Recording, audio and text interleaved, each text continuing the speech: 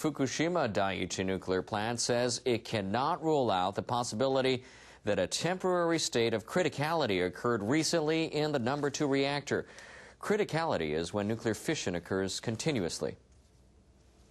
On Tuesday, Tokyo Electric Power Company detected radioactive substances xenon-133 and xenon-135 in gas near the outlet of a filter in the reactor's containment vessel.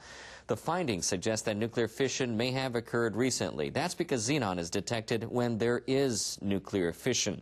The half-life of xenon-133 is 5 days, and that of xenon-135 is just 9 hours. On Wednesday, TEPCO poured boric acid solution into the number 2 reactor to suppress nuclear fission.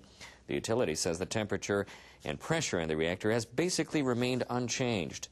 TEPCO says the cooling process of the number 2 reactor is continuing and that it expects to achieve a cold shutdown by the end of the year as planned.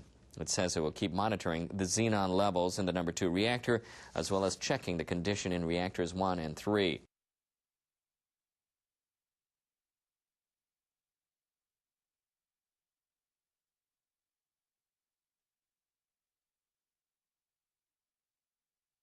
A nuclear energy expert says the presence of radioactive xenon in the number 2 reactor means that localized and temporary fission could still occur.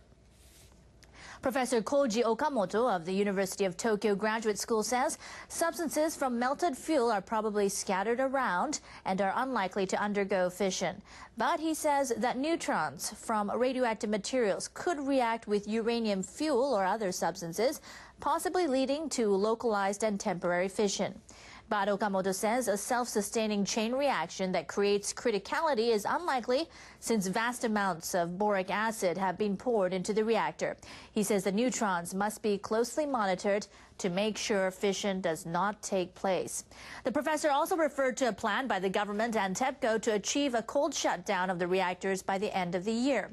He says that if fission reactions are not under control, it would not be a cold shutdown.